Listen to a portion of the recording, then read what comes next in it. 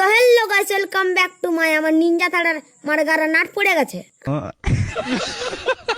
আমি এত আমরা নাটটা লাগাবার চেষ্টা করছি অনেকক্ষণ থেকে, কিন্তু লাগাতে পারছি না। কানাটা অনেক ছোট ওঠা, আঙুলটা গচ্ছেই নেই। চাম্পু একে নাটটা লাগাতে পারতেছিল না, ওই জন্য সুজিতদা করে কে দিল। ওরা আগের দিন নাটটা টাইট করতেছিল, আমি পেছন দিকে নাটটা টাইট করতেছিলি, পামটা আর কে খুলে দিল বে। ই মাগনা জ্বালা শেষ নাই আর। তারপর মাঠগাড়ার নাটটা লাগাই দিয়ে সাইকেলে পাম্প দিতে যাতেছিলি, কুলি কুলি যাতেছিলি, বিটিছা নাটটাকে দেখতে যাই লাটা ঢুকে গেলি।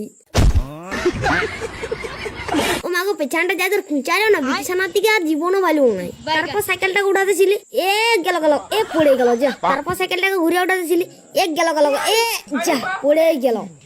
ই মাগো হিয়া জল লাগাকে হাইসা কুমড়া পোটা উঠিল নাই। ধুর মাংনা উঠছে না, একে পরে ডিসিপি নিয়ে আসতে হবে উঠাতে। তো গাইস আমার ঘরের স্পেসটারের নাট গিলা হিলাই গেছে, ওই জন্য আমি একটু টাইট দিতে উঠেছিলি। হঠাৎ আমার একটা গান মনে পড়ে গেল, ঝিরি ঝিরি বর্ষা আমার কাদা হয়েছে।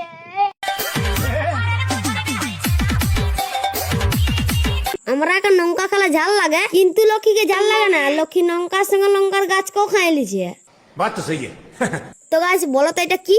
এটা হচ্ছে একটা সাপ বটে। শহরের লোককে সাপটা দেখার জন্য পার্কে যেতে হয়, কিন্তু আমরা কোথাও যেতে হয় না, আমাদের গদ্দারে গাদা সাপ। এখন তোমরা যেখানে সাপটা দেখছো, এটা একটা ফাঁকা মাঠ বটে, এখানে ব্যাংক খাতা এসেছে।